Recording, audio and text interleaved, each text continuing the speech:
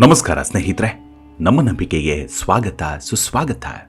ಸ್ನೇಹಿತರೆ, ಮೊನ್ನೆ ಇಥಿಯೋಪಿಯಾದ ಹೈಲಿ ಗುಬ್ಬಿ ಹೆಸರಿನ ಜ್ವಾಲಾಮುಖಿ ಸ್ಫೋಟಗೊಂಡಿದ್ದು ಅದರಿಂದ ಆಕಾಶಕ್ಕೆ ಹಾರಿದ ಬೂದಿ ಈಗ ಕೆಲವೆಡೆ ಆತಂಕವನ್ನು ಸೃಷ್ಟಿಸಿದೆ. ಅದು ಕೇವಲ ಇಥಿಯೋಪಿಯಾ ಮಾತ್ರವಲ್ಲ, ಭಾರತ ಸೇರಿದಂತೆ ಅನೇಕ ದೇಶಗಳಿಗೆ ತಲೆನೋವಾಗಿ ಪರಿಣಮಿಸಿದೆ. ಸದ್ಯ ಈ ಬೂದಿ ಭಾರತದ ಉತ್ತರ ರಾಜ್ಯಗಳಿಗೆ ತಲುಪಿದೆ.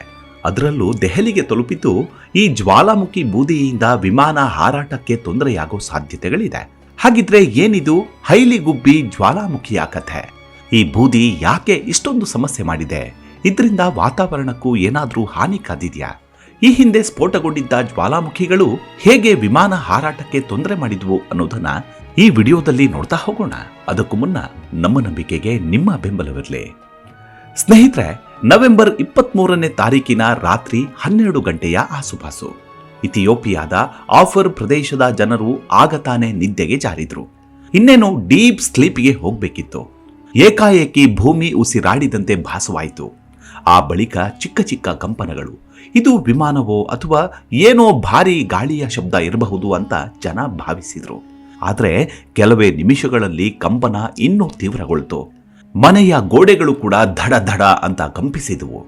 ಭೂಮಿಯಿಂದ ಹೊರಬರುತ್ತಿದ್ದ ಸದ್ದು ಕೇಳಿದ್ರೆ ಎಂಥವರ ಎದೆಯಲ್ಲೂ ಒಂದು ಭೀತಿ ಹುಟ್ಟಿಸುವಂತಿತ್ತು. ನಿದ್ದೆಯಿಂದೆದ್ದ ರಾಕ್ಷಸನ ತುಕಡಿಯಂತೆ ಅದು ಭಾಸವಾಗ್ತಿತ್ತು. ಆಗ ಹಠಾತ್ ಆಕಾಶವೇ ಒಡೆದು ಹೋದಂತೆ ಒಂದು ಜೋರಾದ ಶಬ್ದ ಬಂತು. ಜನ ಭೀತಿಯಿಂದ ಹೊರಗೆ ಓಡಿ ಬಂದರು. 12,000 ವರ್ಷಗಳಿಂದ ತಣ್ಣಗೆ ಮಲಗಿದ್ದ ಹೈಲಿ ಗುಬ್ಬಿ ಎಂಬ ಜ್ವಾಲಾಮುಖಿ ನೋಡುತ್ತಲೇ ಸ್ಫೋಟಗೊಂಡಿತ್ತು. ಮಲಗಿದ್ದ ಜ್ವಾಲಾಮುಖಿಯ ಹೊಟ್ಟೆ ಒಡೆದು ಬೆಂಕಿಯ ಲಾವ ಮತ್ತು ಬೂದಿ ಆಕಾಶದ ಕಡೆಗೆ ಚಿಮ್ಮಿತು. ಇಡೀ ಆಕಾಶ ಕೆಂಪು, ಕೇಸರಿ, ಕಪ್ಪು ಬಣ್ಣಗಳಲ್ಲಿ ಧಗ ಧಗ ಅಂತ ಹೊತ್ತಿ ಉರಿತಿತ್ತು. ಒಂದು ದೈತ್ಯ ಅಗ್ನಿ ಬಾಂಬ್ ಸ್ಫೋಟಿಸಿದಂತೆ ಹೊಗೆ, ಬೂದಿ ಎಲ್ಲವೂ ಒಂದೇ ಕ್ಷಣದಲ್ಲಿ ಹೊರಬಂದವು. ಸ್ಫೋಟದ ಬೆಳಕು ಸುತ್ತಮುತ್ತಲಿನ ಹಳ್ಳಿಗಳ ಮೇಲೆ ಒಂದು ಬೆಳಕಿನ ರೀತಿ ಹಬ್ಬಿತ್ತು. ಇಡೀ ಗಾಳಿಯಲ್ಲಿ ಸುಟ್ಟ ಕಂದಕದ ವಾಸನೆ ಹಬ್ಬಿತ್ತು. ಒಂದ್ ಕಡೆ ನಿರಂತರವಾಗಿ ಗುಡುಗುವ ಶಬ್ದ ಕೇಳಿ ಬರ್ತಿದ್ರೆ, ಮತ್ತೊಂದ್ ಕಡೆ ಆಕಾಶದಿಂದ ಬೂದಿ ಮಳೆ ಸುರಿಯತೊಡಗಿತ್ತು. ಹೀಗೆ ಜ್ವಾಲಾಮುಖಿಯಿಂದ ಉತ್ಪತ್ತಿಯಾದಂತಹ ಹೊಗೆ ಮಿಶ್ರಿತ ಬೂದಿ ನೋಡುತ್ತಲೇ 14 ಕಿಲೋಮೀಟರ್ ಎತ್ತರಕ್ಕೆ ವ್ಯಾಪಿಸಿತ್ತು. ಮೊದಲು ಇಥಿಯೋಪಿಯಾದ ಉತ್ತರ ಭಾಗವನ್ನ ಹೊಗೆ ಇಡಿಯಾಗಿ ವ್ಯಾಪಿಸಿತು. ನಂತರ ರೆಡ್ ಸಿ ದಾಟಿ ಯೆಮೆನ್, ಓಮಾನ್ ಕಡೆಗೆ, ಅಲ್ಲಿಂದ ಪಶ್ಚಿಮ ಏಷ್ಯಾ ಮೂಲಕ ಭಾರತ ದಿಕ್ಕಿಗೆ ಈ ಹೊಗೆ ಹರಿದು ಬರತೊಡಗಿತು. ಸ್ನೇಹಿತರೆ, ಈ ಬೂದಿ ಮೋಡ ಸಾಮಾನ್ಯ ಮಂಜು ಅಲ್ಲ. ಇವು ಸೂಕ್ಷ್ಮ ಕಣಗಳ ರೀತಿಯಲ್ಲಿ ಇರ್ತವೆ. ಇವು ಮನುಷ್ಯನ ಶ್ವಾಸಕೋಶಕ್ಕೆ ಹಾನಿಯನ್ನ ಕೆಲವೊಮ್ಮೆ ಉಂಟು ಮಾಡ್ತವೆ. ಇದಿಷ್ಟೇ ಅಲ್ಲ, ವಿಮಾನ ಎಂಜಿನ್ಗೆ ಭಾರಿ ಅಪಾಯವನ್ನು ತಂದೊಡ್ತವೆ. ಇದು ಹೀಗೆ ಭಾರತದ ಕಡೆ ಬರುತ್ತಿರಬೇಕಾದ್ರೆ ಕೆಲ ಮುನ್ನೆಚ್ಚರಿಕೆಗಳನ್ನು ವಹಿಸಲಾಯಿತು. ಅನೇಕ ವಿಮಾನಯಾನ ಸಂಸ್ಥೆಗಳು ಫ್ಲೈಟ್ಗಳನ್ನು ರದ್ದು ಮಾಡಬೇಕಾಯಿತು. ಕೆಲವು ವಿಮಾನಗಳು ಹಾರಾಟದ ಮಾರ್ಗ ಬದಲಾಯಿಸಬೇಕಾಯಿತು. ಇಥಿಯೋಪಿಯಾದ ದೂರದ ಮರುಭೂಮಿಯಲ್ಲಿ ನಡೆದ ಈ ಜ್ವಾಲಾಮುಖಿ ಸ್ಫೋಟ ಸಾವಿರಾರು ಕಿಲೋಮೀಟರ್ ದೂರದ ಭಾರತೀಯ ಆಕಾಶಕ್ಕೂ ಪರಿಣಾಮ ತಟ್ಟಿದ್ದು ವಿಚಿತ್ರ ಅಲ್ಲದೆ ಮತ್ತೇನೂ ಅಲ್ಲ. ಸ್ನೇಹಿತರೆ, ಈ ಜ್ವಾಲಾಮುಖಿಗಳೇ ಹಾಗೆ. ಭೂಮಿಯ ಒಡಲೊಳಗೆ 20 ಮೈಲಿಗಳಿಗೂ ಅಧಿಕ ಆಳದಲ್ಲಿ 1,000 ಡಿಗ್ರಿ ಸೆಲ್ಸಿಯಸ್ಗೂ ಹೆಚ್ಚಿನ ಉಷ್ಣತೆಗೆ ಅಲ್ಲಿನ ಕಲ್ಲುಗಳು ಕರಗಿ ಲಾವಾರಸವಾಗಿ ಒತ್ತಡ ಹೆಚ್ಚಾದಾಗ ಭೂಮಿಯ ಮೇಲ್ಪದರಗಳನ್ನು ಸೀಳಿಕೊಂಡು ಜ್ವಾಲಾಮುಖಿಯಾಗಿ ಸ್ಫೋಟಿಸ್ತವೆ. ಭೂಮಿಯೊಳಗೆ ಉಷ್ಣತೆ ಹೆಚ್ಚಾದಾಗ ಅವು ಭಾರೀ ಶಬ್ದದೊಂದಿಗೆ ಸ್ಫೋಟಿಸ್ತವೆ. ಅದೇ ಉಷ್ಣತೆ ಕಡಿಮೆಯಾದಾಗ ಲಾವಾ ರಸವಾಗಿ ಭೂಮಿಯ ಮೇಲೆಯೇ ಹರಿಯುತ್ತವೆ. ಇದರ ಜೊತೆಗೆ ಒತ್ತಡ ಇನ್ನೂ ಹೆಚ್ಚಾದಾಗ ಹಾಗೂ ಲಾವಾರಸದೊಳಗೆ ಇರುವ ಅನಿಲಗಳ ಒತ್ತಡ ಮಿತಿ ಮೀರಿದಾಗ ಭೂಮಿಯೊಳಗೆ ಭಸ್ಮವಾಗಿ ಸಿಡಿಯುವ ಕಲ್ಲು, ಖನಿಜಗಳು ಹೆಚ್ಚಿನ ಪ್ರಮಾಣದ ಸ್ಫೋಟದೊಂದಿಗೆ ಬೂದಿಯ ರೂಪದಲ್ಲಿ ಆಕಾಶಕ್ಕೆ ಚಿಮ್ಮುತ್ತವೆ. ಹೀಗೆ ಆಕಾಶಕ್ಕೆ ಚಿಮ್ಮಿದಾಗ ಅದರ ಒತ್ತಡಕ್ಕೆ ತಕ್ಕಂತೆ ಎತ್ತರಕ್ಕೆ ಏರುತ್ತವೆ. ಆಗ ಅದು 10 ಮೈಲಿಗಳಷ್ಟು ದೂರ ಹರಡಿಕೊಳ್ಳುತ್ತೆ. ಅಲ್ಲದೆ ಗಾಳಿ ಬೀಸುವ ದಿಕ್ಕಿಗೆ ಆ ಬೂದಿ ಚಲಿಸುತ್ತಾ ಹೋಗುತ್ತೆ. ಇನ್ನು ಸಾಮಾನ್ಯವಾಗಿ ಪ್ರಯಾಣಿಕ ವಿಮಾನಗಳು ಭೂಮಿಯಿಂದ 8 ಮೈಲಿಗಳಷ್ಟು ಎತ್ತರದಲ್ಲಿ ಹಾರ್ತವೆ. ಇಂತಹ ಸಂದರ್ಭದಲ್ಲಿ ಜ್ವಾಲಾಮುಖಿಯ ಬೂದಿ ವಿಮಾನದ ಎಂಜಿನ್ ಒಳಗೆ ಹೋಗಿ ಅವುಗಳನ್ನು ಸ್ಥಗಿತಗೊಳಿಸುವ ಸಾಧ್ಯತೆ ಇರುತ್ತೆ. ಅಲ್ಲದೆ ದಾರಿ ಮುಸುಕಾಗಿ ಅವಘಡಗಳಿಗೆ ಕಾರಣವಾಗಬಹುದು.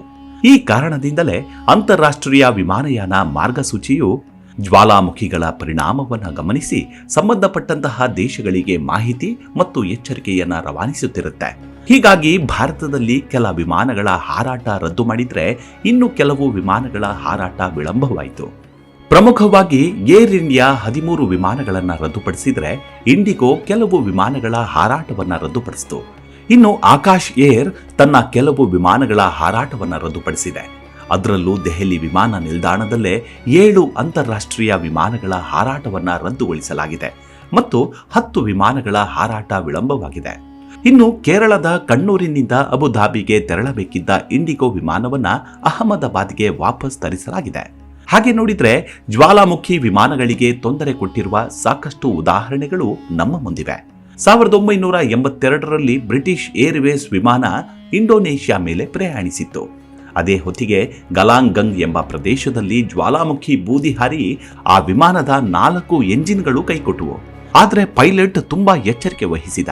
ಕೂಡಲೇ ವಿಮಾನವನ್ನ ಜಕಾರ್ತಾ ವಿಮಾನ ನಿಲ್ದಾಣದಲ್ಲಿ ಅದನ್ನ ಸೇಫ್ ಆಗಿ ಲ್ಯಾಂಡ್ ಮಾಡಿದ. ಪೈಲಟ್ ಸಾಹಸದಿಂದ ಪ್ರಯಾಣಿಕರು ಸೇರಿದಂತೆ ಎಲ್ಲ ಸಿಬ್ಬಂದಿ ಒಂದು ಗಂಡಾಂತರದಿಂದ ಪಾರಾದ್ರು. ಇನ್ನು 1989ರಲ್ಲಿ KLM ಏರ್ವೇಸ್ ವಿಮಾನ ಅಲಸ್ಕಾ ಪರ್ವತದ ಮೇಲೆ ಹಾರುತ್ತಿದ್ದಾಗ ಮೌಂಟ್ ರೆಡ್ ಎಂಬ ಜ್ವಾಲಾಮುಖಿ ಸ್ಫೋಟಗೊಳ್ತು. ಈಗಲೂ ವಿಮಾನದ ಎಂಜಿನ್ ಕೈಕೊಟ್ಟವು.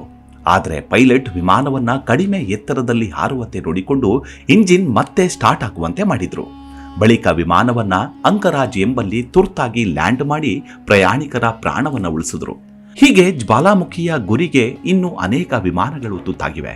ಇನ್ನು ಪ್ರಪಂಚದಲ್ಲೇ ಅತ್ಯಂತ ಭೀಕರ ಬೂದಿಯುಕ್ತ ಜ್ವಾಲಾಮುಖಿ 1991ರಲ್ಲಿ ಫಿಲಿಪೈನ್ಸ್ನ ಮೌಂಟ್ ಪಿನಟಬೋ ಎಂಬಲ್ಲಿ ಸ್ಫೋಟಿಸಿತು. ಈ ಜ್ವಾಲಾಮುಖಿಯಿಂದಾಗಿ 847 ಜನ ತಮ್ಮ ಪ್ರಾಣವನ್ನು ಕಳೆದುಕೊಂಡ್ರು. ಇದಿಷ್ಟೇ ಅಲ್ಲದೆ 10,000ದಷ್ಟು ಮಂದಿ ತಮ್ಮ ಮನೆಗಳನ್ನು ಕಳೆದುಕೊಂಡ್ರು.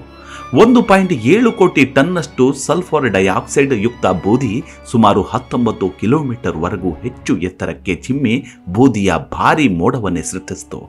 ಇದರಿಂದ ಇಡೀ ಪ್ರಾಂತ್ಯದಲ್ಲಿ ಸುಮಾರು 0.5 ಡಿಗ್ರಿ ಸೆಲ್ಸಿಯಸ್ನಷ್ಟು ತಾಪಮಾನ 1993ರವರೆಗೂ ಇಳಿಕೆಯಾಯಿತು. ಸುಮಾರು 200 ಮೀಟರ್ನಷ್ಟು ದಪ್ಪ ಲಾವಾರಸದ ಹೊದಿಕೆ 8 ಕಿಲೋಮೀಟರ್ ವ್ಯಾಪ್ತಿಯ ಪ್ರದೇಶವನ್ನ ಆವರಿಸಿಕೊಂಡು ಬಿಡಿತು. ಸ್ನೇಹಿತರೆ, ಜ್ವಾಲಾಮುಖಿಗಳಿಂದ ಅಪಾಯವಷ್ಟೇ ಅಲ್ಲ, ಉಪಕಾರವೂ ಇದೆ. ಜ್ವಾಲಾಮುಖಿಯ ಬೂದಿ ಕೆಲ ಸಮಯದ ಬಳಿಕ ಆಕಾಶದಿಂದ ಇಳಿದು ಮಣ್ಣಿಗೆ ಸೇರಿದಾಗ ಫಲವತ್ತಾದ ಮಣ್ಣು ಉಂಟಾಗಿ ಅಲ್ಲಿ ಸಮೃದ್ಧವಾದ ಬೆಳೆ ತೆಗೆಯಲು ಸಾಧ್ಯವಾಗತ್ತೆ. ಇನ್ನು ಚಿನ್ನ, ಬೆಳ್ಳಿ, ತಾಮ್ರ ಮುಂತಾದ ಅನೇಕ ಖನಿಜಗಳು ಈ ಜ್ವಾಲಾಮುಖಿ ಉಂಟಾಗುವ ಸಮಯದಲ್ಲಿ ಸಂಭವಿಸುತ್ತವೆ ಅಂತ ಭೂವಿಜ್ಞಾನಿಗಳು ಹೇಳ್ತಾರೆ. ಏನೇ ಹೇಳಿ, ಜ್ವಾಲಾಮುಖಿಗಳನ್ನ ತಡೆಯುವುದಂತೂ ಅಸಾಧ್ಯವಾದ ಕೆಲಸ. ಅದೊಂದು ಭೂಮಿಯ ನೈಸರ್ಗಿಕ ಕ್ರಿಯೆ. ಪ್ರತಿ ವರ್ಷ ಭೂಮಿಯ ಮೇಲೆ ಸುಮಾರು 70ಕ್ಕೂ ಹೆಚ್ಚು ದೊಡ್ಡ ಪ್ರಮಾಣದ ಜ್ವಾಲಾಮುಖಿಗಳು ಸ್ಫೋಟಗೊಳ್ಳುತ್ತಲೇ ಇರ್ತವೆ. ಕೆಲ ಜ್ವಾಲಾಮುಖಿಗಳು ಸಮುದ್ರದ ಆಳದಲ್ಲಿ ಸ್ಫೋಟಿಸ್ತವೆ. ಹೀಗಾಗಿ ಈ ಭೂಮಿ ಇರೋವರೆಗೂ ಜ್ವಾಲಾಮುಖಿ ಸ್ಫೋಟ ನಡೆಯುತ್ತಲೇ ಇರ್ತವೆ. ಆದರೆ ಈಗಿನ ಕಾಲದಲ್ಲಿ ಜ್ವಾಲಾಮುಖಿ ಸ್ಫೋಟದ ಮುನ್ಸೂಚನೆ ನಮಗೆ ಮೊದಲೇ ಸಿಗುತ್ತೆ. ಇದರಿಂದ ಕೆಲ ಅಪಾಯಗಳನ್ನ ತಡೆಗಟ್ಟಬಹುದಾಗಿದೆ. ಅದೇ ರೀತಿ ಈಗ ಇಥಿಯೋಪಿಯಾದ ಜ್ವಾಲಾಮುಖಿ ಬೂದಿ ಭಾರತದ ಕಡೆ ನುಗ್ಗಿ ಬಂದಿದೆ. 12,000 ವರ್ಷಗಳಲ್ಲಿ ಮೊದಲ ಬಾರಿಗೆ ಸ್ಫೋಟಗೊಂಡ ಹೈಲಿ ಗುಬ್ಬಿ ಜ್ವಾಲಾಮುಖಿಯಿಂದ ಹೊರಬಂದಂತಹ ಬೂದಿ ರಾಜಸ್ಥಾನ, ಗುಜರಾತ್, ದೆಹಲಿ ಸೇರಿದಂತೆ ಭಾರತದ ವಾಯುವ್ಯ ಭಾಗದ ವಾಯು ಪ್ರದೇಶವನ್ನು ತಲುಪಿದೆ. ಆದರೆ ಈ ಬೂದಿ ವಾತಾವರಣಕ್ಕೆ ಇಳಿದು ಗಾಳಿಯ ಗುಣಮಟ್ಟವನ್ನು ಹಾಳು ಮಾಡುವುದಿಲ್ಲ ಅಂತ ವಿಜ್ಞಾನಿಗಳು ಹೇಳಿದ್ದಾರೆ. ಆದರೆ ಅದಕ್ಕೂ ಮೇಲೆ ಹಾರಾಟ ನಡೆಸುವ ವಿಮಾನಗಳ ಮೇಲೆ ಇದು ಪರಿಣಾಮ ಬೀರುವ ಕಾರಣ ಕೆಲ ವಿಮಾನಗಳನ್ನ ಈಗಾಗಲೇ ರದ್ದು ಮಾಡಲಾಗಿದೆ. ಶೀಘ್ರದಲ್ಲೇ ವಾತಾವರಣ ಮತ್ತೆ ತಿಳಿಯಾಗಲಿದೆ. ಇದಿಷ್ಟು ಇಥಿಯೋಪಿಯಾದಲ್ಲಿ ಸ್ಫೋಟಗೊಂಡಂತಹ ಜ್ವಾಲಾಮುಖಿ ಭಾರತಕ್ಕೆ ತಂದೊಡ್ಡಿದ ಆಪತ್ತಿನ ಕುರಿತಾದ ಒಂದಷ್ಟು ಮಾಹಿತಿ. ಮುಂದಿನ ವಿಡಿಯೋದಲ್ಲಿ ಮತ್ತೆ ಭೇಟಿಯಾಗೋಣ. ಅಲ್ಲಿವರೆಗೂ ನಿಮ್ಮ ಆರೋಗ್ಯದ ಕಡೆ ಗಮನವಿರಲಿ. Take care. ನಮಸ್ಕಾರ.